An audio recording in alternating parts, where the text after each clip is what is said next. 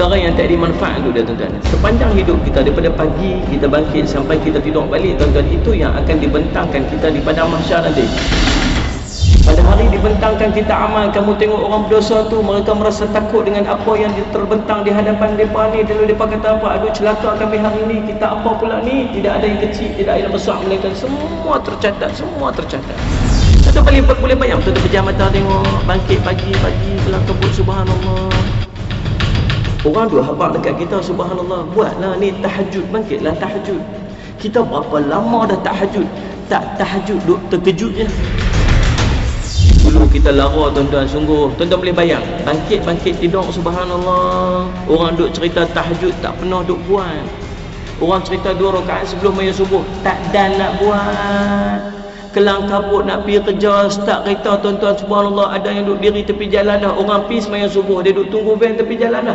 Mana sembahyang subuh berjamaah? Yang Nabi SAW kata apa ni? Man shalla subha fi jama'atin faka'annama shalla laila kullah. Siapa yang sembahyang subuh berjamaah, pahala baginya seperti dia bangun qiyamul lail seluruh malam. Nabi SAW dua ajak dekat kita lepas sembahyang subuh pula, tu baca la ilaha illallah wahdahu la syarikalah lahul mulku wa lahul hamdu yuhyi wa yumiitu wa huwa ala kulli syai'in qadir. 10 kali, kaki masih duduk macam tahiyat akhir, tak berkata apa-apa selain daripada tu tuan-tuan sekalian. Allah bagi 10 pahala kebajikan, Allah angkat 10 dosa kejahatan, Allah angkat 10 darjat dia, Allah bagi kepada kita jauh daripada gangguan syaitan pada hari tersebut, Allah akan jauhkan dia daripada musibah yang dia tak ingin pada dia punya banyak tuan-tuan. Dulu sempat buat tak? Tak sempat. Pasal apa? Kelang kabut nak pergi kerja. Assalamualaikum warahmatullahi, Assalamualaikum warahmatullahi. Tu start kereta, pergi kerja.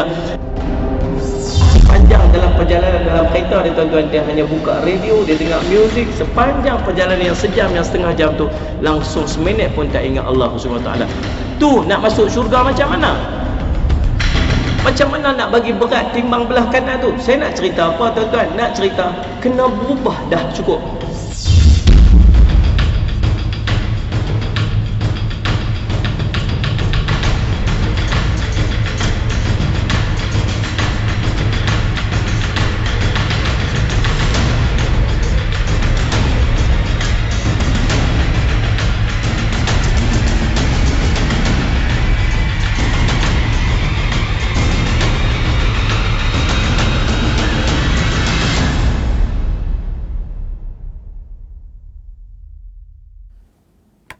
Bismillahirrahmanirrahim. Alhamdulillahirabbil alamin wassalatu wassalamu ala asyrafil anbiya'i wal mursalin wa ala alihi wa sahbihi ajma'in. Subhanaka la ilma lana illa ma 'allamtana innaka antal alimul hakim. Rabbi shrah lana sudurana wa yassir lana umurana wa halul 'uqdatan min alsinatina yafqahu aqwalana. Wa la hawla wa la quwwata illa billahil aliyyil azim. Wa la hawla wa la quwwata illa billahil aliyyil azim. Wala hawla wala quwwata illa billahil aliyyil azim. Khairu ma uhayyikum bihi tahiyatul islam wa tahiyatul islamis salam. Assalamualaikum warahmatullahi wabarakatuh. Wa marhaban bi wasiyati Rasulillah sallallahu alaihi wa alihi wa sahbihi wa baraka wasallam. Alhamdulillah, sidang penonton yang dirahmati Allah Subhanahu wa taala, bertemu kembali dalam pengajian risalah panduan asas fardu ain secara online, dan alhamdulillah kita telah pun membicarakan tentang makna ataupun maksud fardu ain, fardu kifayah, rukun-rukun iman yang itulah juga menjadi perkara dalam perbincangan dalam bab akidah ini, dan kita telah pun bicarakan hampir selesai rukun yang pertama, iaitu beriman kepada Allah Subhanahu wa taala atau beriman dengan Allah Subhanahu wa taala. Agak panjang sedikit perbicaraan dalam perkara beriman dengan Allah Azza wa Jalla, kerana memang begitu dalam bab akidah, perbicaraan yang paling panjang adalah tentang Allah Subhanahu wa taala, untuk kita benar-benar kenal Allah Subhanahu wa taala. Pun begitu dalam masa yang singkat sebegini, saya pun sebenarnya kalau disyarahkan lebih panjang, dihuraikan lebih lanjut, itu mengambil masa yang panjang lagi. Untuk itu barangkali sebahagian penonton ataupun penuntut ilmu yang baik hati semuanya, yang barangkali baru dalam pengajian sifat 20 ini, ada istilah-istilah yang barangkali agak jarang didengar ataupun janggal didengar. Itu adalah perkara biasa, kerana perkara-perkara sebegini perlukan penumpuan dan masa yang sedikit panjang, dan paling bagus bukan secara online sebegini tetapi secara talaqi. Dan untuk itu hadirin, alhamdulillah kita sudah hampir 2 tahun ataupun 2 tahun lebih dah bicarakan sifat 20 ini di Masjid Negeri Shah Alam Sultan Salahuddin. Di Masjid Negeri Shah Alam, setiap hari Rabu pagi pukul 8.30 sampai pukul 10. Sampai sekarang alhamdulillah kita bicarakan dan kita munaqashahkan tentang pengajian sifat 20. Jadi kepada yang mengikuti rancangan ini dan kursus online ini, silalah kalau ada kesempatan untuk kita sama-sama mengaji sifat 20 ini sekali dengan ta'alluqnya, supaya bertambah mantap keimanan kita ini. Sebab ilmu akidah itu mesti diketahui, barulah difahami, barulah diselami. Maksud dialami, diiktikadkan. Kalau tidak faham kerana tidak ada ilmu, nanti nak mengiktikadkan itu tidak mantap. Kerana itu sama-sama kita mengaji di mana pun ada pengajian sifat 20, siapapun, para masyayikh, para alim ulama, para habaib, para asatid, para tuan-tuan guru, para kiai, gus dan sebagainya, silakan kita mengaji dengan orang yang ahli dalam bidang sifat 20 ini supaya mantap tauhid kita insya-Allah. Baik. Alhamdulillah, mari kita lihat sedikit sambungan untuk beriman kepada Allah, sedikit sahaja, sebab hari ini kita janji untuk kita bicarakan tentang beriman kepada para malaikat. Nah, baik. Kalau hadirin sekalian lihat dalam slide yang kita ada ini, tidak ada dalam kitab tapi ada di dalam slide ini ya. Rangkuman 50 sifat ataupun 50 aqaidul iman, simpulan iman, bukan rukun iman ya, simpulan. Itu ada dalam kalimah la ilaha illallah Muhammadur Rasulullah. La ilaha illallah, itu kita beriman kepada Allah dalam huraian sifat-sifatnya.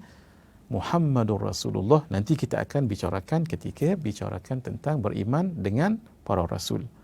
Mereka punyai sifat-sifat terpuji, yang wajibat yang banyak, tapi yang secara tafsil, secara terperinci dirangkumkan dalam 4 itu, iaitu sidq, amanah, tabligh, fatanah, benar.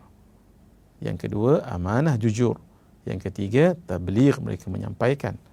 Yang keempat adalah fatanah, semua para nabi dan rasul itu adalah sangat bijaksana sekali. Baik, mari kita lihat dalam slide kita ini. Untuk beriman kepada Allah melalui sifatnya, Allah Subhanahu wa taala, maka ada 20 sifat wajib bagi Allah taala. Jadi kalau sifat wajib kita katakan bagi Allah taala. Ada 20 sifat mustahil atas Allah. Ini kena ingat bila kita sebut cerita tentang sifat mustahil, jangan bagi Allah ataupun kepada Allah, betul tetapi kurang tepat. Mustahil atas Allah bermaksud tak mungkin Allah bersifat dengannya, itu maksudnya. Dan sifat yang harus bagi Allah. Sifat yang harus ni bukan harus Allah begitu, tak, sifat ni wajib. Tapi dalam wajib itu harus maksudnya terpulang pada Allah. Cuma nak ingatkan berbeza sedikit dengan bahasa Indonesia. Kalau bahasa Indonesia harus tu maksudnya mesti. Tapi kalau bahasa kita Malaysia harus tu maksudnya boleh jadi. Maksudnya harus bagi Allah, sifat ni wajib pada Allah. Yang wajib tu dalam keadaan terpulang pada Allah. Nak menjadikan, tak nak menjadikan. Memberi, tak memberi. Memasukkan seseorang ke dalam syurga, tak memasukkan seseorang ke dalam syurga. Mengadabkan seseorang, tidak mengadabkan seseorang. Memberi nikmat pada seseorang, tidak memberi nikmat pada seseorang. Itu maksudnya harus. Nanti kita akan masuk hari ini insya-Allah. Jadi 20 sifat yang wajib bagi Allah, 20 sifat yang mustahil atas Allah, satu sifat yang harus bagi Allah, itu menjadikan 41 sifat. 40 wasallam mewakili para nabi dan rasul yang lain, maka semua mereka bersifat seperti mana yang kita bicarakan 4 sifat ini. Jadi 4 sifat yang wajib bagi para rasul, 4 sifat yang mustahil atas para rasul, satu sifat yang harus kita akan bicarakan nanti. Jadi berapa? 5. Mohon maaf, jadi 9. Jadi 41 itu sifat-sifat Allah, kita beriman dengannya. Dan yang 20 yang wajib atas Allah, 20 yang mustahil yang wajib bagi Allah, yang 20 mustahil atas Allah, dan satu itu harus bagi Allah, 41 campur dengan 4 yang wajib bagi Rasul, 4 yang mustahil atas Rasul, dan satu itu harus bagi mereka, jadi 9. 41 campur dengan 9 jadi 50. Itulah yang disebut khamsin aqaidul iman, iaitu 50 simpulan iman. Secara 40 sudah kita bicarakan. Hari ini kita akan masuk satu lagi, iaitu tentang sifat harus Allah. Baik. Hari ini kita lihat tuan-tuan, puan-puan yang dirahmati Allah, pada muka surat 8.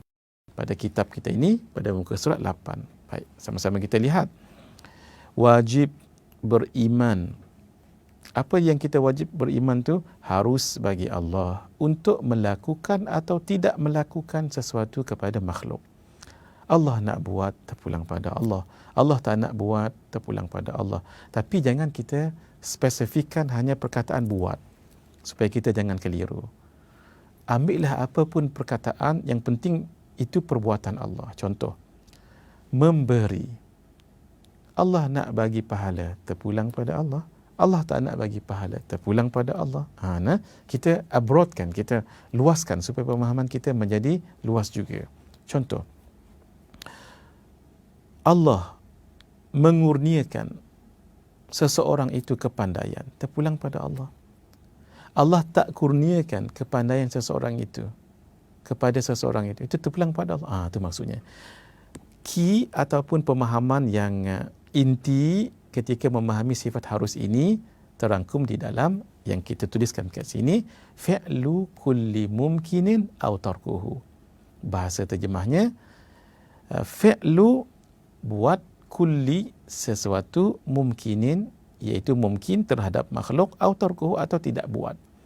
Maksudnya Allah nak buat sesuatu pada makhluk ataupun tak buat pada makhluk, itu terpulang pada Allah. Jadi hak kebebasan mutlak hanya pada Allah. Dalam memberi, dalam mengurniakan, dalam mematikan, dalam menghidupkan, dalam membangkitkan, tanpa terikat ataupun terbatas dengan peraturan-peraturan. Sebab Allah yang menjadikan peraturan itu, ataupun undang-undang, ataupun tekanan, tidak ada. Terpulang kepada Allah Subhanahu wa ta'ala. Baik, untuk lebih jelas, mari kita lihat ada 7 contoh yang kita senaraikan di sini. Key-nya ialah tadi, hadirin, ketika kita memahami harus bagi Allah. Maksudnya apa? Hak mutlak pada Allah, terpulang Allah nak buat apa? Itu bahasa mudah kita bagi faham. Terpulang Allah. Maksudnya tidak ada yang menghalang, tidak ada yang membataskan, tidak ada yang menjadikan undang-undang sesuatu itu. Kena buat ini, kena buat itu. Tidak, terpulang pada Allah. Baik. Contoh yang pertama, menjadikan makhluk atau tidak menjadikan makhluk, terpulang. Allah boleh jadikan kita, dan Allah boleh kalau tak jadikan kita. Itu terpulang pada Allah. Anak seseorang itu Allah boleh jadikan dia, maka dapatlah dia zuriat. Allah boleh tak jadikan baby ni tadi ataupun budak ni tadi, sampai meninggal dia tak ada zuriat. Terpulang. Begitu maksudnya, Allah nak jadikan, Allah jadikan. Allah tak jadikan, terpulang pada Allah. Poinnya tadi apa? Itu terpulang kepada Allah. Itu situ kita melihat kemahakuasaan Allah yang mutlak, tidak ada yang menghalang. Yang kedua, mematikan makhluk atau tidak mematikan. Seseorang itu meninggal, itu Allah yang meninggalkannya, Allah yang menjadikan dia mati. Tapi kalau Allah nak supaya dia jangan mati, boleh tak? Boleh. Kalau ikut dari segi ilmu kedoktoran umpamanya, orang ini kerana penyakit yang severe, yang berat sebegini, dalam masa 3 bulan dia meninggal. Kalau ikut ilmu kedoktoran contoh, tengok Masya Allah, 13 tahun hidup lagi. Allah kalau nak mematikan, boleh. Allah tak nak matikan, terpulang pada Allah. Yang ketiga, memberikan pahala kepada orang yang taat atau tidak memberikannya. Orang itu berbuat amal, bukan mesti wajib Allah bagikan pahala, tak semestinya. Kadang-kadang dia buat amal tapi dia riak, malah dapat dosa pula. Tak semestinya. Jangan dipaksa Allah, sebab ini urusan Allah. Yang keempat, memasukkan hamba yang taat ke syurga atau tidak memasukkannya. Malah boleh mengadabkannya sebab dia buat tidak ikhlas kerana riak contohnya. Kerana itu masuk syurga itu kerana Allah yang masukkan. Asbabnya adalah amalan. Sebab kenapa kita buat amalan? Allah yang perintah. Kan semua kembali pada Allah.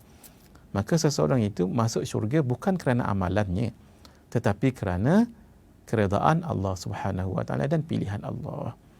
Jangan pula tak beramal pula, tidak.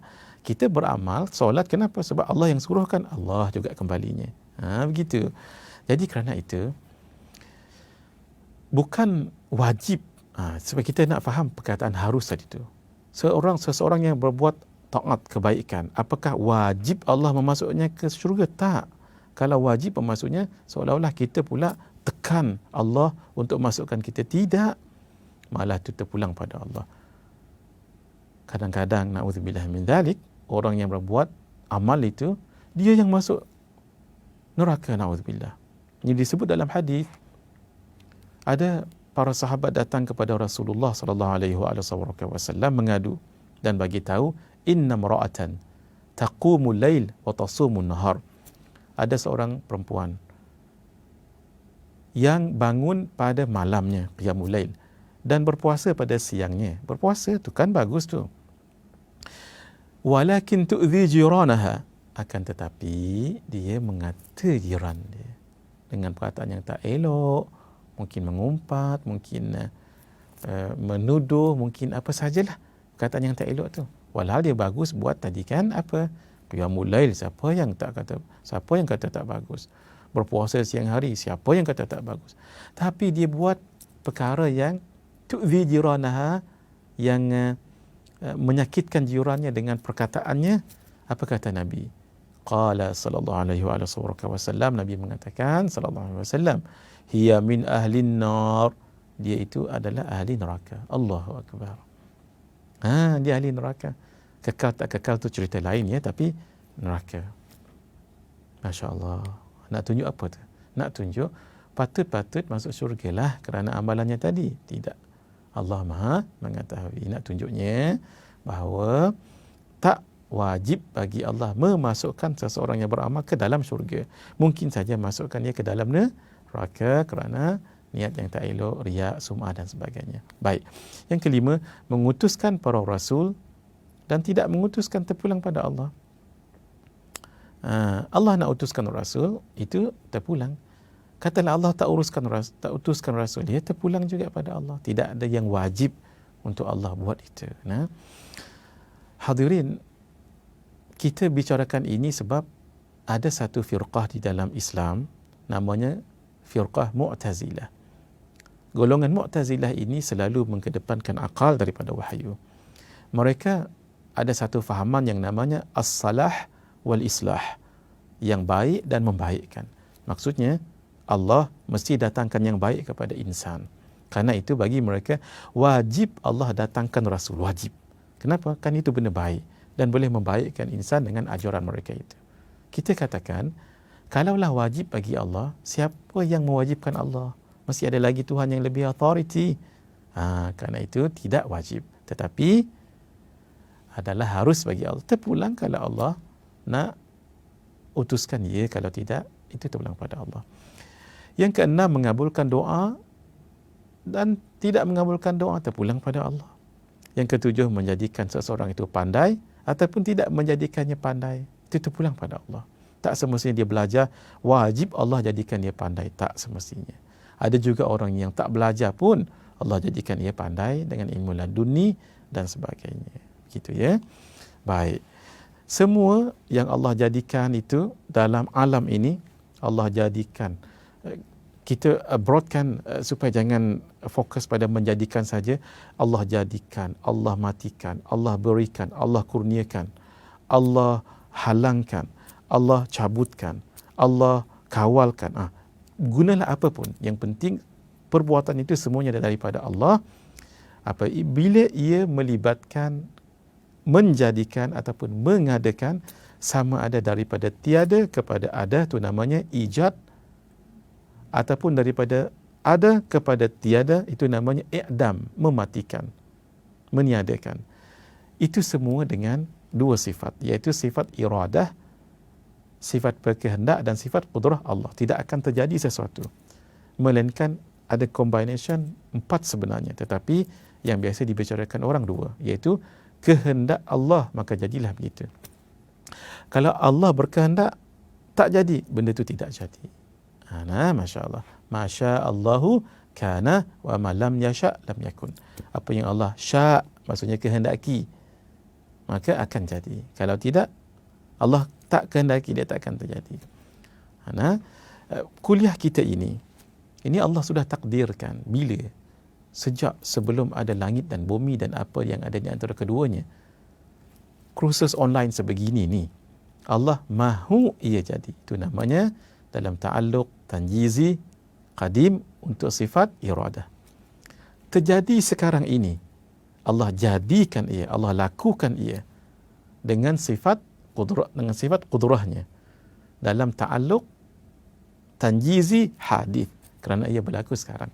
Ini cerita bab ta'alluq ini pun perlu kepada satu kelas khusus. Sekali lagi silakan hadirin kalau berkesempatan ke Masjid Negeri Shah Alam untuk kita sama-sama mengaji ilmu yang sangat mahal ini. Baik. Dengan adanya sifat iradah, lalu Allah menjadikannya itu dengan sifat qudrah.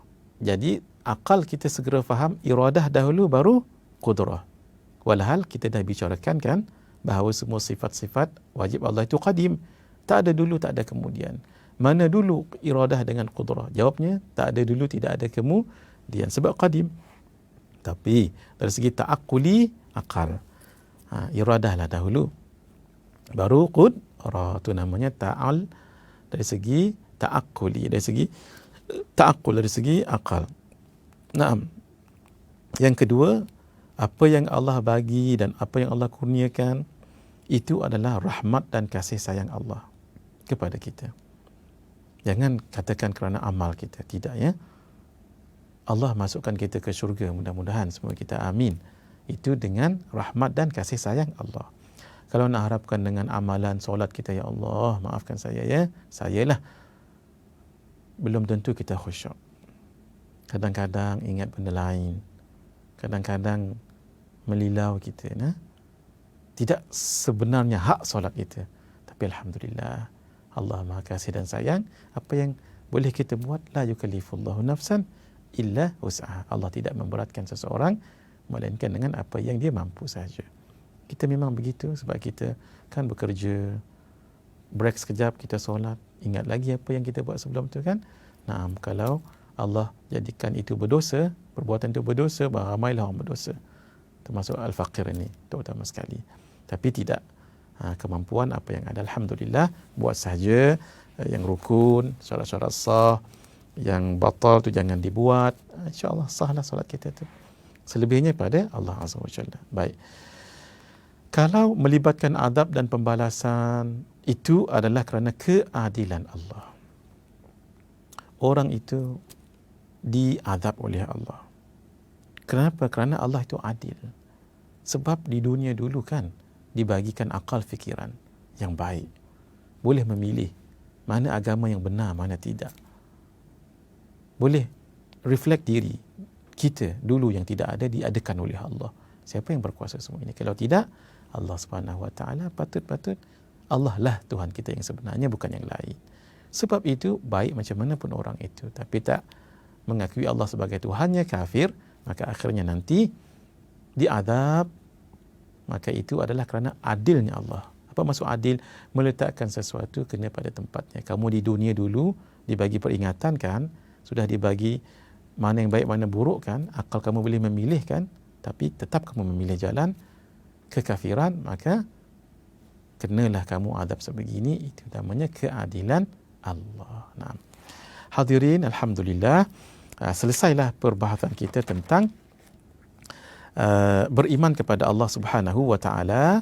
Sebelum kita masuk pada beriman dengan para malaikatnya pada muka surat 10 sama-sama, ada dua slide yang saya nak kongsikan di sini. Pertama sekali tentang pentingnya mengenal makhluk untuk mengenal Allah.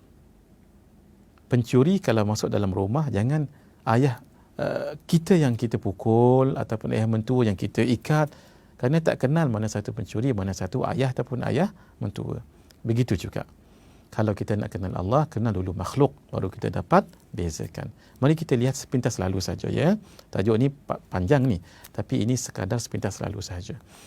Makhluk itu dalam ilmu usuluddin dikenal dengan beberapa istilah. Sekadar menyebut saja ya, saya tidak syarahkan. Hadith, mungkin, alam dan kainat. Itu semua merujuk kepada makhluk. Nak kenal makhluk dengan dua ciri yang besar. Satu, jirim. Yang kedua, arad. Apa dia jirim? Sesuatu yang mengambil lapang ataupun ruang. Macam saya ni jirim lah. Dan arad adalah sifat kepada jirim itu. Sifat benda itu. Baik. Jirim itu dalam istilah ulama dalam pengajian ilmu maqulat asyar disebut sebagai jauhar. Tidak mengapa, itu kita sebentar selalu saja. Boleh tengok slide ini nanti insya-Allah. Jirim itu kalau dilihat boleh dibagi-bagi, itu namanya jisim. Apa dia jisim? Boleh dibagi-bagi. Kan badan saya boleh dibagi-bagi. Ada juga jisim, ada juga jirim yang tak boleh dibagi-bagi, terlalu halus tapi dia jirim. Itu namanya al-jauharul fardi. Iaitu tak boleh dibagi-bagi terlalu halus. Contoh atom ataupun proton ataupun neutron, yang zarah-zarah tu kita belajar tu ya. Jisim kalau boleh dipegang, disentuh, tu namanya jisim yang kasar, tu namanya kathif. Macam saya ni jisim kathif. Saya ni termasuk kepala, tangan, mulut, mata, telinga, kaki. Sebab tu tak boleh kata Allah ada tangan, tak boleh kata Allah ada mata, tak boleh kata Allah ada telinga, mulut dan sebagainya. Sebab itu miliknya makhluk. Kalau ada ayat Al-Quran ataupun hadis yang seolah-olah menunjukkan Allah ada tangan, yadullahi fawqa aydihim umpamanya, jangan diterjemahkan tangan. Takut mewahamkan nanti Allah berjisim, berjirim. Sebab itu ulama-ulama salaf serahkan maknanya pada Allah. Yang penting jangan tangan. Apa makna sebenar? Wallahu alam. Khalaf takut semabul dan takut orang keliru. Sebab itu khalaf mengatakan makna tangan itu kekuasaan ataupun dalam miliknya. Itu tangan tu ya, dalam miliknya ataupun dalam pemerintahannya, dalam kekuasaannya. Nah, ada satu lagi yang namanya latif. Itu adalah malaikat. Dia halus. Kalau nak tengok boleh. Contohnya malaikat. Contohnya roh kita ni, jin, angin, malam, cahaya, kegelapan. Itu dipanggil jirim yang punyai jisim yang latif. Barulah kita cerita tentang arad yang banyak, ada 10, tetapi diringkaskan ulama menjadi 4 sahaja. Man taraka arba'an kamula tauhiduhu. Siapa yang tinggalkan 4 ni, sempurnalah tauhidnya. Maksudnya kalau nak bicara tauhid tentang Allah, jangan cerita 4 ini. Sebab 4 ini miliknya makhluk. Satu, aina, tempat. Allah tidak bertempat. Bukan di arash, bukan di bumi, bukan di langit, bukan dalam perut ikan, dalam laut, bukan di satu-satu tempat, di Bukit Turusaina. Tidak. Kita yang berada di situ tapi bukan Allah. Itu maksudnya yang bertempat adalah makhluk. Yang kedua, kaifa, bagaimana? Allah bukan macam kita. Ada besar, ada kecil. Duduk, bersemayam, naik, turun, sakit, lupa, ketawa dan sebagainya. Na'udzubillah min dzalik. Jangan dikatakan Allah itu besar. Na'udzubillah. Arash adalah makhluk yang paling besar. Jangan dikatakan Allah lebih besar daripada arash. Na'udzubillah min dzalik. Kemudian mata, bila? Tak, jangan cerita bila tentang Allah, sebab Allah sudah ada sebelum ada bila. Sebelum ada masa tu, sebelum ada past tense, simple future tense, simple present tense, all the tenses, Allah yang jadikan dia. Sebab tu jangan dikatakan bila adanya Allah, sebab Allah yang menjadikan bila. Dan yang terakhir, kam. Jangan katakan Allah tu bersusun, ada roh, ada nyawa macam kita ni kan. Kalau mengaji ilmu tauhid lebih mendalam, kita ni ada 2 kam. Kam muttasil dengan kam munfasil. Juzuk-juzuk yang bercantum pada satu diri, jasad. Contoh saya ni, nak jadi muhadhir, ada kepala, ada tangan, ada abdomen, perut, ada paha, ada betis, kemudian dalam tu ada organ lagi semua. Tu semua sekali jadi bersambung, jadi kam muttasil. Terdirinya saya kerana bergabungnya juzuk-juzuk yang saya sebutkan tadi itu. Barulah jadi saya. Itu namanya kam muttasil. Kalau kam munfasil, ada orang lain yang identically macam saya. Itu namanya kam munfasil. Allah tidak ada kam muttasil, tidak ada kam munfasil. Maaf ya, yang ini kena dipelajari lebih mendalam. Untuk lebih jelas, kita lihat slide yang terakhir sebelum kita rehat. Daripada wujudnya Allah sampai sekarang ini, ulama bahagikan untuk lebih kita jelas untuk kenal makhluk ni, dibagikan pada 2 masa. Ada satu ketika, sebenarnya nak kata ketika, masa pun tak juga tepat, sebab ini masa ketika tu semua makhluk. Tapi bahasa yang paling dekat itulah dia. Ada satu keadaan yang tidak ada makhluk sama sekali. Nak kata waktu pun tak boleh juga. Keadaan itu, waktu tu ambil bahasa mudah saja ya. Waktu tak ada makhluk ever, itulah namanya azali. Azali maksudnya waktu tak ada makhluk. Ataupun bahasa lain namanya qadim. Qadim ataupun azali. Ketika itu hanya ada Allah. Sebenarnya bahasa itu pun tak jelas. Bukan tak jelas, tak tepat juga siapa yang mengaji tauhid dengan mendalam. Sebab waktu kan dijadikan oleh Allah. Tapi itulah bahasa paling dekat ya. Ketika itu hanya ada Allah sahaja. Tidak ada arash, tidak ada langit, tidak ada bumi. Malah tidak ada depan, tidak ada belakang, tidak ada kanan, tidak ada kiri, tidak ada atas, tidak ada bawah. Tidak ada siang, tidak ada malam, tidak ada angin, semuanya tidak ada. Allah ada ketika itu. Al-Imam Al-Bukhari, Al-Imam Ibn Jarud dan Al-Imam Al-Bayhaqi menyebutkan hadis Nabi sallallahu alaihi wasallam, kana Allah wa lam yakun syai'un ghairuhu. Adalah Allah sudah ada ketika itu dan yang lain belum ada lagi. Ketika itu namanya apa tadi? Qadim ataupun azali. Sayyidina Ali radhiyallahu taala anhu wa karramallahu wajhah mengatakan, kana Allah wala makan wa huwa al-an ala ma alaihi kan.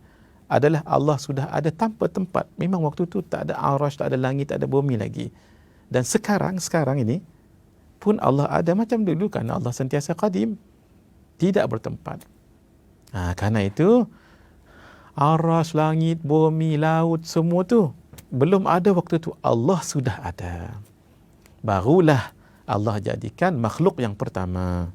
Ada yang mengatakan makhluk yang pertama itu adalah akal. Ada yang mengatakan adalah qalam ya. Ada yang mengatakan Nur Muhammad. Itu perbahasan panjang lah. Yang penting Allah jadikan makhluk yang pertama. Waktu itu tidak ada lagi lah masa yang namanya azali untuk makhluk ya, bermulalah ma la yazal. Tadi azali, ini ma la yazal. Nama lainnya hadis, nama lainnya imkan, yang seperti dalam slide kita ini. Bermulalah daripada sini, berterusan dijadikan makhluk itu oleh Allah sampai sekarang ini. Katalah kita terima pendapat, sebab kebanyakan ulama mengatakan Nur Muhammad. Kemudian qalam, kemudian air, kemudian masa depan, belakang, kanan, kiri, semua masa, sekarang, dulu dan sebagainya. 3 masa tu. Kemudian barulah Allah jadikan arash, kemudian kursi, kemudian cahaya, udara, kegelapan, barulah langit, pokok, bintang dan seterusnya.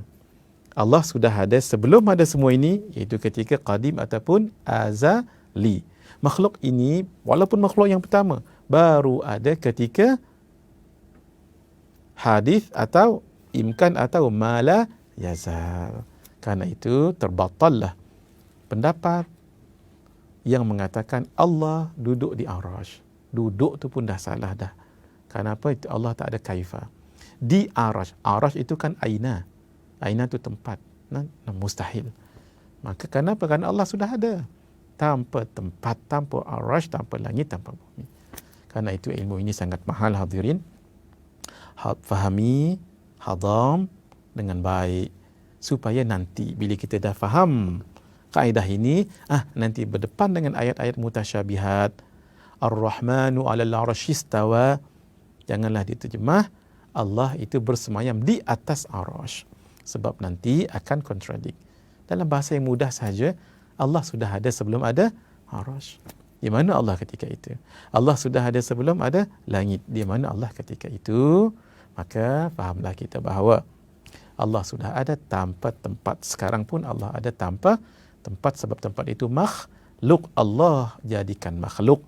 Sebelum ada makhluk sudah ada Allah. Pegang ini elok-elok supaya nanti tidak keliru ketika memahami ayat-ayat ataupun hadis-hadis yang berkaitan dengan sifat-sifat ataupun tentang ayat-ayat mutasyabihat ini. Kita berhenti sebentar, mohon maaf, kita akan sambung selepas ini dengan muka surat yang ke-10, beriman dengan para malaikatnya. Hadza wabillahi taufiq wal hidayah. Wassalamualaikum warahmatullahi wabarakatuh.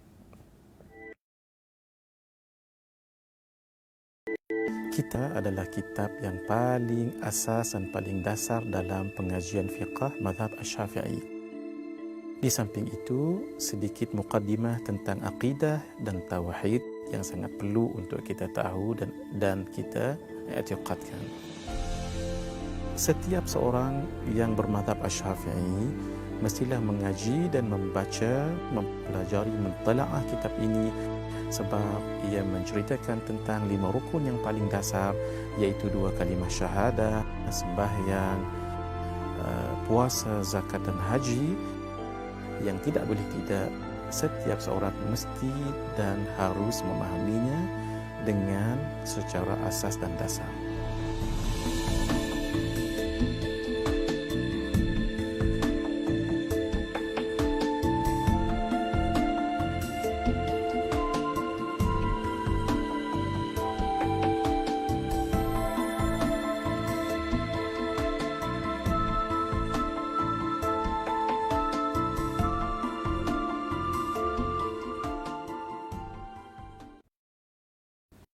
Bismillahirrahmanirrahim.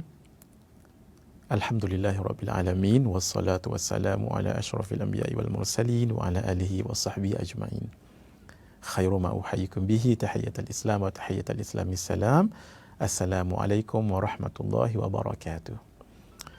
Alhamdulillah, hadirin sidang penonton dan penuntut ilmu yang budiman. Alhamdulillah, kita sambung perbahasan kita untuk rukun iman yang kedua, iaitu beriman dengan para malaikat. Sebutan yang paling tepat malaikat. Kita kadang-kadang sebut malaikat, tak apa, boleh juga ya. Kerana dah biasa macam tu. Macam Sayyidatina Aisyah. Oleh kerana kita tulis jadi Aisyah. Asalnya adalah Aisyah. Sama juga dengan ibu kota Palestin. Asalnya adalah Gaza. dalam bahasa Arabnya Ghazza. Jadi ditulis G-H-A-Z-Z-A, tak ada lah bunyi H tu. Jadi Ghazza, asalnya Ghazza. Oleh kerana ditulis G-H-A, kita pun baca Gaza. Asalnya bukan Gaza, asalnya Ghazza. Itu tak mengapa, sebab kita dah jadi terbiasa sebut begitu. Baik. Beriman dengan para malaikat, mari kita lihat. Pertama sekali, wajib beriman bahawa para malaikat adalah hamba Allah yang mulia. Bila disebut hamba Allah, maksudnya makhluk.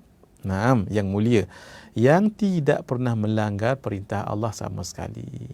Sudah kita bicarakan pertemuan yang semalam, ada malaikat yang sujud, tak bangkit-bangkit.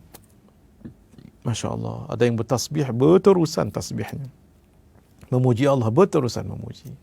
Masya Allah. Sebab itu ketika Allah nak menjadikan Nabi Adam di muka bumi ini, muka bumi kita ini dahulu didiami oleh jin dahulu, tetapi mereka menumpahkan darah. Malaikat, kerana mereka bukan Allah, mereka tidak tahu, mungkinkah makhluk yang namanya Adam ini seperti jin yang akan menumpahkan darah. Sebab itu mereka seolah-olah mengatakan kepada Allah,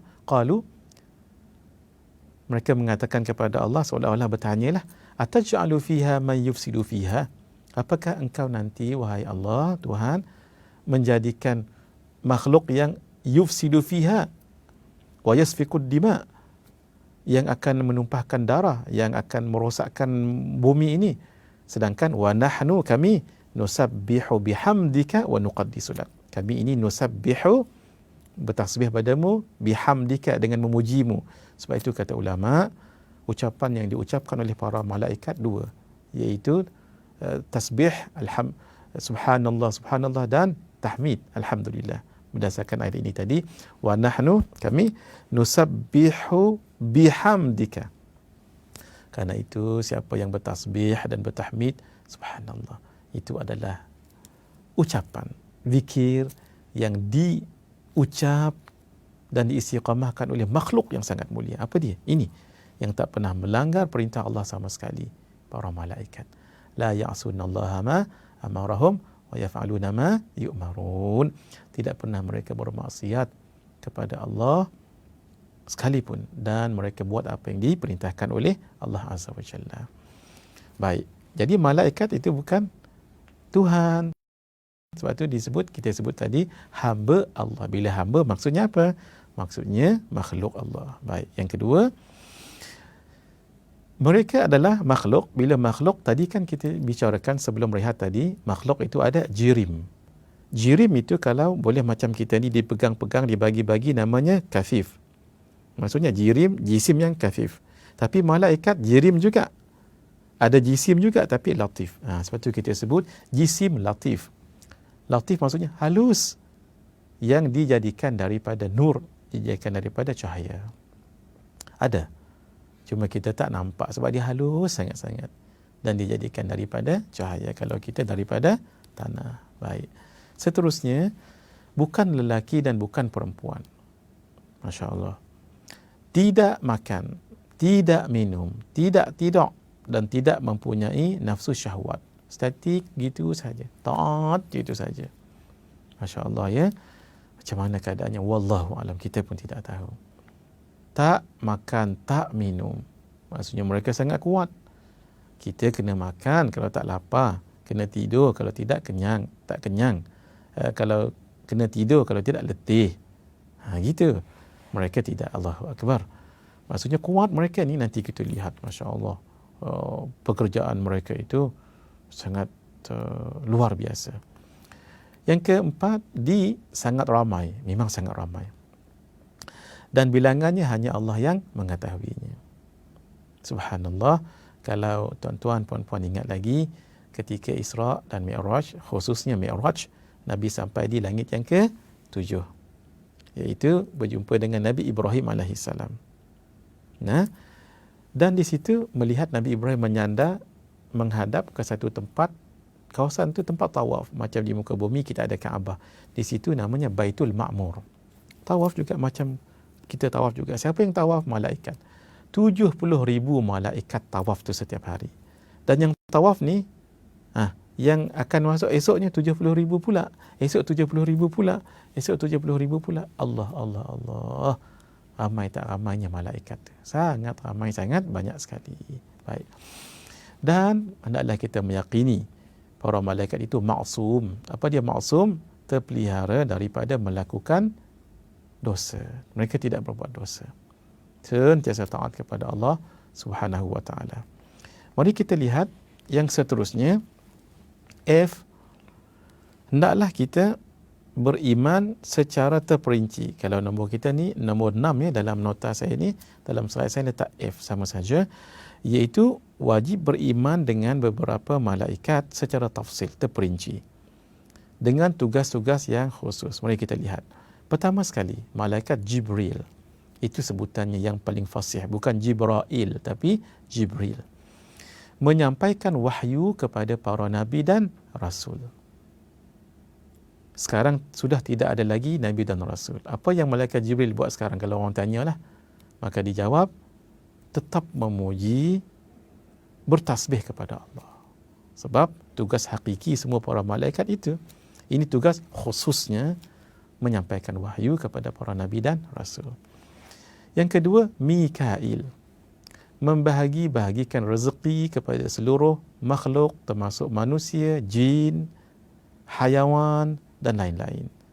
Semua itu diberikan, dibahagi-bagikan rezeki semua daripada Allah, tapi dibahagi-bagikan kepada makhluk oleh malaikat Mikail. Seterusnya malaikat Israfil. Meniup sangkakala apabila tiba hari kiamat nanti. Sangkakala tu trumpet yang ada bunyi nanti tu. Macam mana keadaannya? Wallahu a'lam bissawab. Yang pasti dia ada bunyi, maka bila bunyi, maka orang yang mendengarnya, makhluk yang mendengarnya semua meninggal, semua mati. Kemudian ditiup kali yang kedua, maka akan bangkitlah orang-orang yang mati tadi itu, makhluk yang mati tadi itu. Seterusnya malaikat Israel, mencabut nyawa. Malaikat Israel ini, na'udzubillah, mudah-mudahan Allah bagikan kita husnul khatimah, ya, dalam keadaan meninggal dalam keadaan yang baik, yang bagus ketika dicabut nyawa oleh malaikat Israel. Allahumma amin. Yang kelima, malaikat Raqib Atid. Kebanyakan kitab sebut malaikat Raqib dan malaikat Atid. Maksudnya ada dua malaikat, satu Raqib, satu Atid. Nah, pendapat yang lebih kuat, tak. Malaikat tu hanya satu je, namanya Raqib Atid. Bukan Raqib dan Atid, tak. Raqibun Atid. Malaikat ini satu saja, yang sentiasa bersama dengan manusia. Dan kita ini di bahu kanan dan kiri kita ni ada dua malaikat yang disebut kiraman katibin. Kiraman katibin, kiraman yang mulia, katibin yang menulis. Nah, yang di sebelah kanan kita ni ada kiraman katibin. Di sebelah kiri juga ada kiraman katibin. Saya saja dah ada dua ni kan. Belum lagi Cik Li, belum lagi Ustaz Syafi'i, belum lagi Syahir, belum lagi Zahir. Kan banyak kiramun katibin. Ya, kiramun katibin tu banyak. Tapi Raqib Atid itu ketua pada seluruh kiramun katibin kanan dengan kiri tadi tu. Ketika seseorang itu berbuat baik, maka oleh kerana Raqib Atid jadi ketua pada malaikat dua ni tadi, malaikat Raqib Atid akan bagi tahu kepada malaikat yang di sebelah kanan, kiramun katibin, tulis pahala amalan orang itu kerana dia berbuat amal. Ketika orang itu berbuat maksiat, Raqib Atid yang menjadi ketua pada keduanya akan bagi tahu pada yang sebelah kiri, jangan tulis dulu. Siapa tahu dia akan bertaubat. Siapa tahu dia akan menyesal. Ketika dia menyesal, maka dosa yang dibuat tadi tu tak ditulis oleh kiraman katibin. Begitu ya. Menjadi pendapat yang lebih kuat, Raqib Atid itu satu malaikat saja, bukan Raqib satu, Atid satu, tidak. Yang ada duanya, kiraman katibin. Sebelah kanan dan sebelah kiri. Sebelah kanan mencatat semua amal-amal kebaikan. Adapun sebelah kiri mencatat maksiat, dosa dan kesalahan. Maksudnya kesalahan yang jadi dosa lah. Ada juga kesalahan yang tak berdosa. Harus difaham juga. Contoh kan. Contohnya mengaji kita hari malam ni. Contohnya ni. Salah bawa kitab contohnya. Bawa kitab lain. Bukan kitab yang kita ni. Buku ataupun risalah kita ni. Salah. Apakah dia berdosa? Tidak. Sebab itu kita sebut kesalahan tak semestinya dosa. Sebab itu para Nabi dan Rasul mungkin berbuat salah. Tapi dosanya tidak. Boleh ya? Baik. Mari kita teruskan. Malaikat yang ke-6 dan 7. Ini betul-betul. Munkar dan nakir. Begitu. Bukan munkar nakir. Beza tadi raqib, atid, munkar dan nakir. Ada dan tu ya. Menyoal orang yang meninggal dunia. Tak semestinya dalam kubur. Yang penting dalam alam barzakh. Alam barzakh ni, alam selepas kematian tu namanya alam barzakh. Kadang-kadang, maaf ya, na'udzubillah min dzalik. Orang itu meninggal tak ada kubur pun. Contoh, dalam lautan, habis dimakan ikan contohnya. Mana kubur dia? Ataupun dalam dalam pesawat contohnya. Hilang pesawat itu ataupun berkecai. Tak ada kubur kan? Tapi mereka ada alam barzakh tak? Pasti. Tu alam barzakh tu yang penting tu.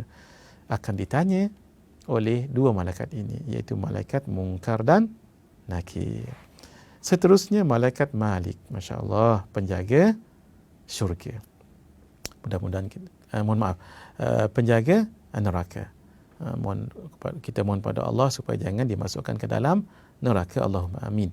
Dan malaikat Ridwan, iaitu yang menjaga syurga. Mudah-mudahan kita semuanya masuk dalam syurga Allah Subhanahu wa taala. Itulah yang kita tahu 10 ataupun 9. Kita daripada kecil tu kita ingat 10. Saya pun gitu juga. Tapi pendapat yang lebih tahqiq, raqib dan atid itu bukan 2 tapi 1 sahaja ya. Baik.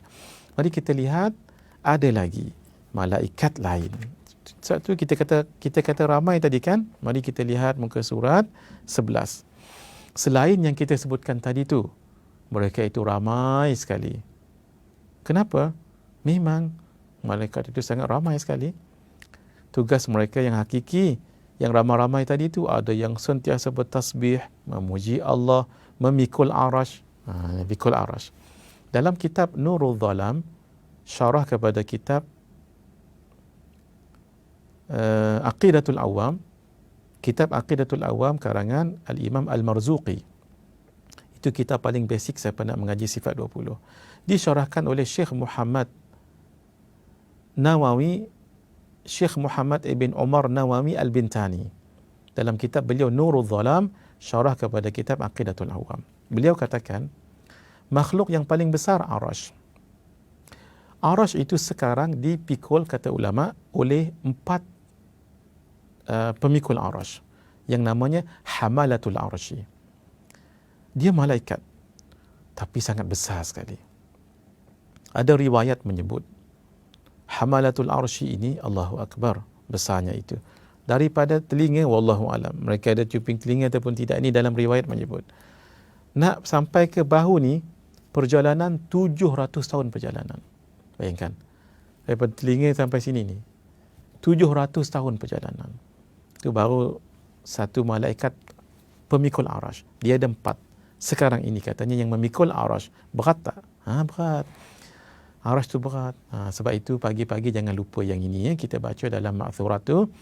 Allahumma inni asbahtu ushiduka wa ushidu hamalata arshika wa malaikataka wa jami'a khalqika annaka antallah la ilaha illa anta wahdaka la syarika lak wa anna Muhammadan abduka wa rasuluka. Allahumma inni, ya Allah, sesungguhnya aku asbahtu, berpagi-pagi, kalau petang ataupun malam, amsaitu, ushiduka, aku mengambilmu wahai Allah sebagai saksi, wa ushidu hamalata arshika, dan aku mengambil saksi daripada malaikat pemikul arashmu yang 4 yang besar itu, wa malaikataka, dan malaikatmu. Kita pun hairan kenapa disebut malaikat penanggung arash. Cukup saja disebut malaikat? Sebab mereka kan malaikat. Ulama katakan begini, kerana mereka lah malaikat yang paling besar. Karena memikul makhluk yang paling berat dan paling besar. Namanya Arash. Pemikul Arash itulah namanya Hamalatul Arsy. Sekarang ada 4 katanya oleh ulama. Dan nanti di hari kiamat Arash itu semakin berat. Akan dipikul oleh 8 pemikul Arash. Wa yahmilu arasha rabbika fawqahum yawma idzin 8. Nanti akan memikul Arash Tuhanmu itu di atas bahu-bahu mereka itu 8. Maksudnya 8 pemikul Arash. Ya Allah. Nah, besarnya Arash itu.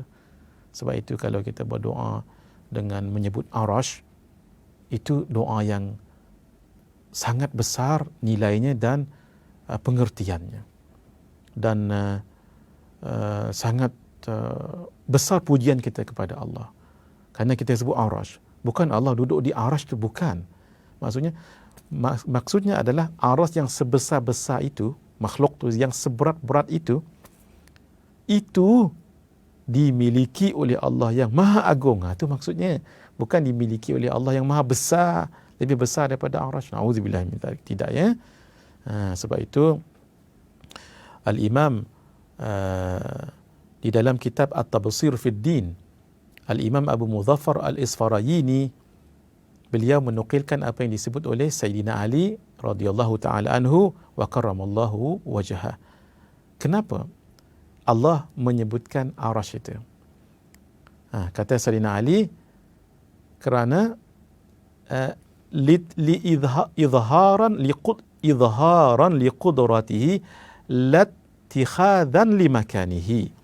Kerana nak menzahirkan kekuasaan Allah, bukan untuk mengambil tempat sebagai tempat duduk di atas Arash itu.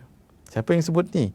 Ini yang sebut ni adalah 1, sepupu Rasulullah sallallahu alaihi wasallam. 2, menantu Rasulullah sallallahu alaihi wasallam. 3, sahabat. Siapa? Sayyidina Ali karramallahu wajhah wa radhiyallahu ta'ala anhu. Karena itu Sayyidina Ali juga mengatakan, innal ladzi ayyana al-ayna la yuqalu lahu ayna wa innal ladzi kaifa la yuqalu lahu kaifa.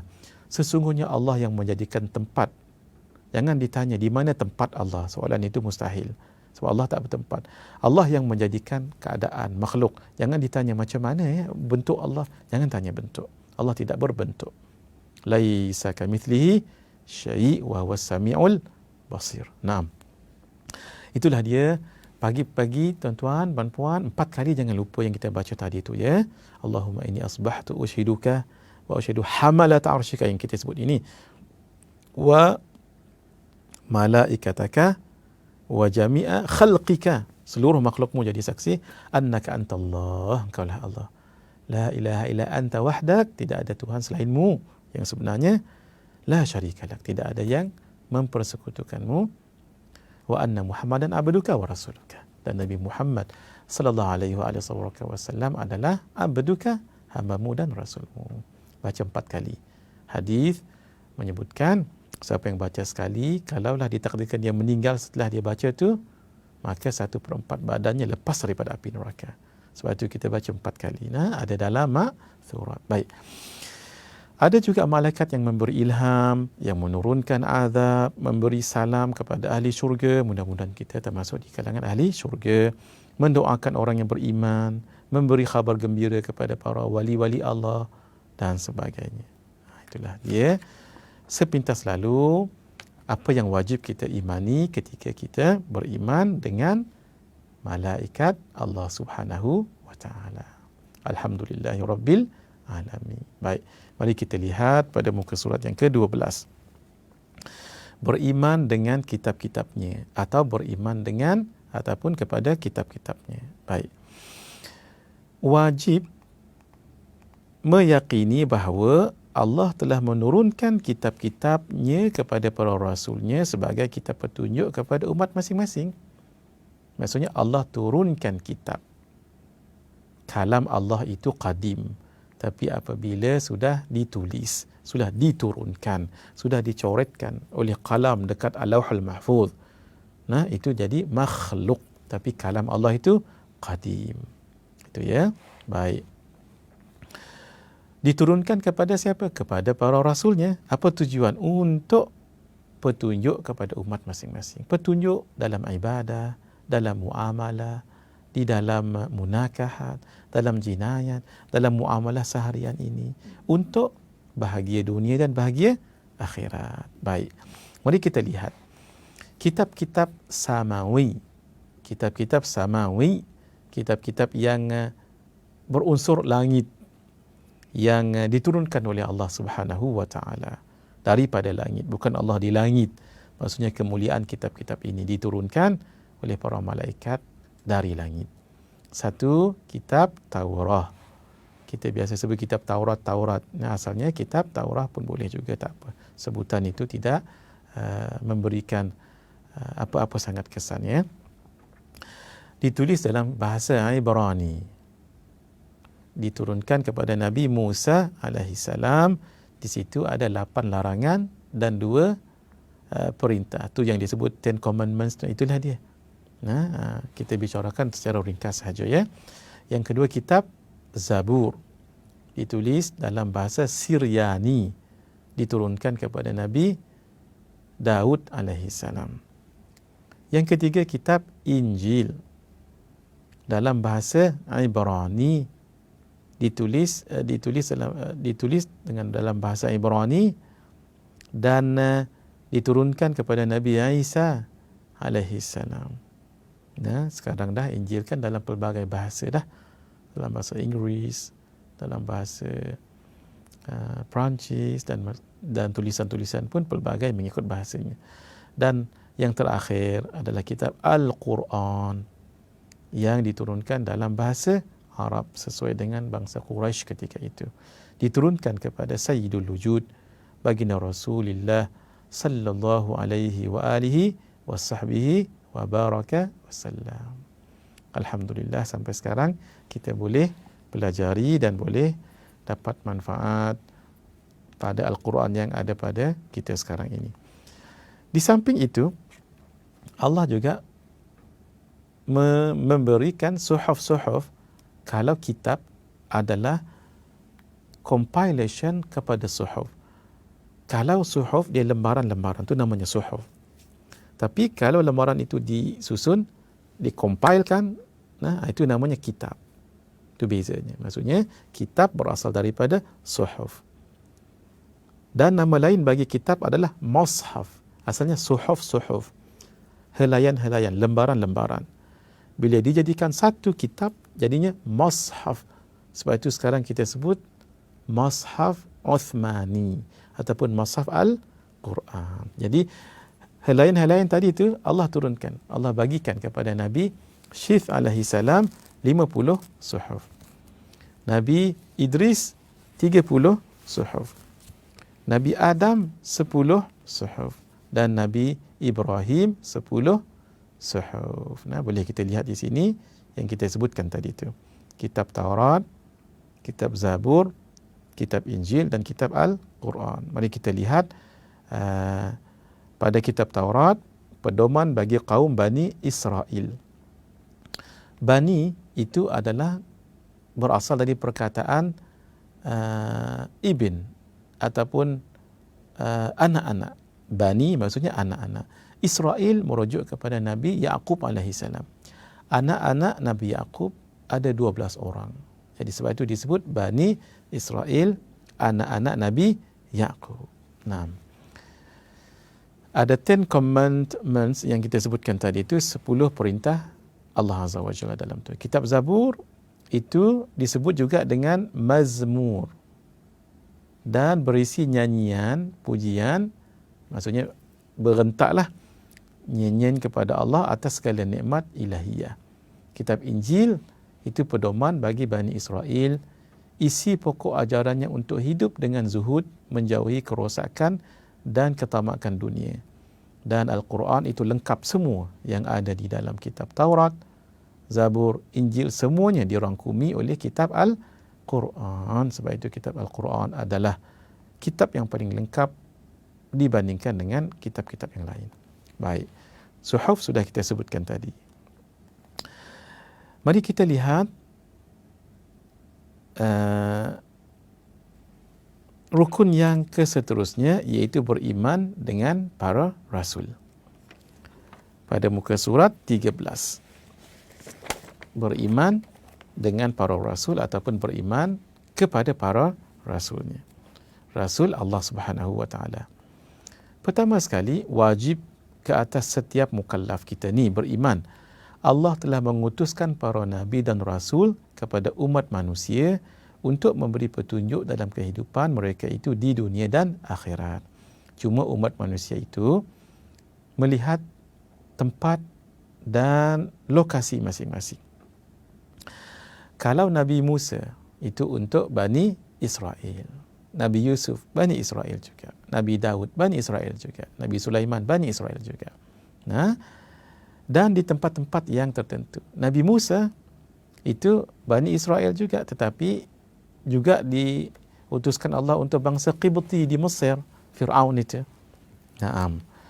Kemudian Nabi Muhammad sallallahu alaihi wasallam bukan hanya untuk Bani Israel, umat Arab juga, umat Melayu juga, orang Inggris juga, orang Europe juga, orang Afrika juga, Africans. Jadi keseluruhannya itulah menjadi umat Nabi Muhammad sallallahu alaihi wasallam. Sebab itu umat Nabi ini ada dua. Satu namanya Ummatul Hidayah, umat yang mendapat hidayah. Alhamdulillah kita ni lah. Siapa sahaja dalam dunia ni, di dunia Melayu baik, dunia Arab baik, dunia African baik, dunia Europe ataupun Inggeris, whatever, siapa yang dapat hidayah, tak kira bangsa mana, mereka dipanggil Ummatul Hidayah, Ummatul Hidayah, sebab mendapat hidayah. Tapi jangan lupa, kan Nabi Muhammad sallallahu alaihi wasallam diutuskan kepada seluruh umat kan? Apa jadi kepada orang yang bukan Islam itu? Mereka juga umat Nabi Muhammad sallallahu alaihi wasallam, tetapi mereka dalam kategori ummatud da'wah. Mereka tak dipanggil ummatul hidayah sebab masih belum dapat hidayah. Jadi mereka disebut ummatud da'wah, umat yang perlu kita dakwahkan. Sebab itu kalau lihat orang yang bukan Islam, jangan diejek-ejek, jangan musuhi. Siapa tahu nanti mereka akan masuk Islam dan Islam lebih baik daripada Islam kita. Sebab itu hendaklah kita dakwah. Dakwah pula tak semestinya tak semestinya semua ikut cara ustaz. Assalamualaikum warahmatullahi wabarakatuh. Lari kawan tu. Ikut kita. Kalau kita tak boleh nak berceramah, cara penulisan yang baik ataupun akhlak yang baik, siram pokok bunga kita dan pokok bunga orang sebelah, kalau dia izinkan lah.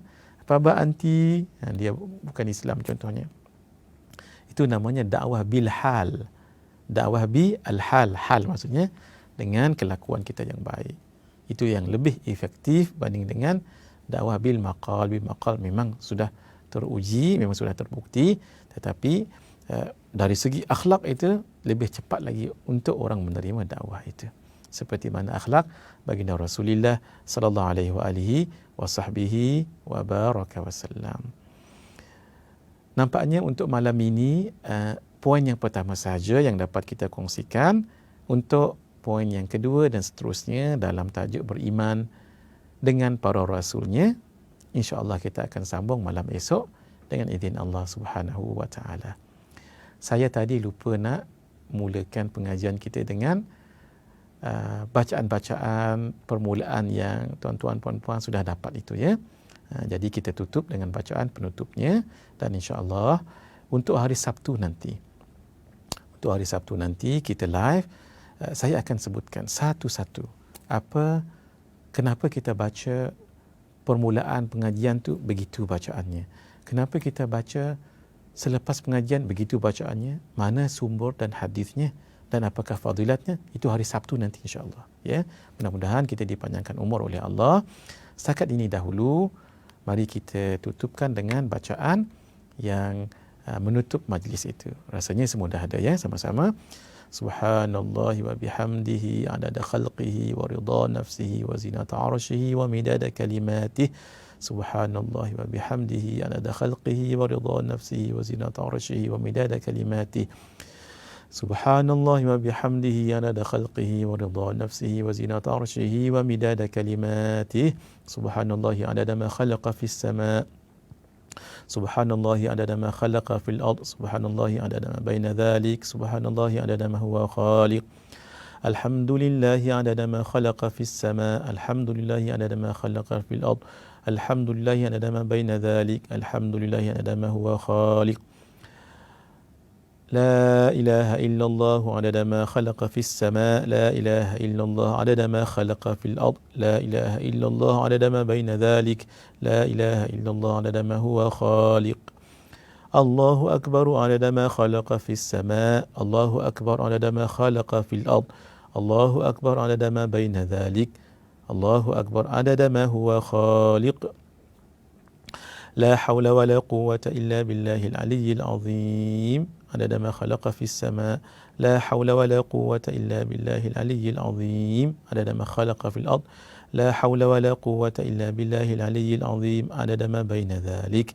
لا حول ولا قوة إلا بالله العلي العظيم عدد ما هو خالق. Sehingga kita berjumpa kembali insya-Allah.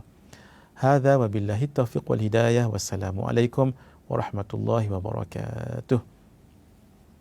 يا ربنا اعترفنا بأننا أقترفنا وآننا أسرفنا على لظى أسرفنا. يا ربنا اعترفنا بأننا أقترفنا وآننا أسرفنا على لظى أسرفنا. فتب علينا توبة تغسل لكل حوبة واستر لنا العورات وآمن الروعات. فتب علينا توبة تغسل لكل حوبة واستر لنا العورات وآمن الروعات. يا ربنا اعترفنا بأننا أقترفنا وآننا أسرفنا على لظى أسرفنا. يا ربنا اعترفنا بأننا أقترفنا وآننا أسرفنا على لظى أسرفنا. واغفر لوالدينا ربي ومولودينا والآل والإخوان وسائر الخلان. واغفر لوالدينا ربي ومولودينا والآل والإخوان وسائر الخلان. يا ربنا اعترفنا بأننا أقترفنا وآننا أسرفنا على لظى أسرفنا. يا ربنا اعترفنا بأننا أقترفنا وآننا أسرفنا على لظى أسرفنا. فضلا وجودا منا لا باكتساب منا بالمصطفى الرسول نحظى بكل سول. فضلا وجودا منا لا باكتساب منا بالمصطفى الرسول نحظى بكل سول. يا ربنا اعترفنا بأننا أقترفنا وآننا أسرفنا على لظى أسرفنا. يا ربنا اعترفنا بأننا أقترفنا وآننا أسرفنا على لظى أسرفنا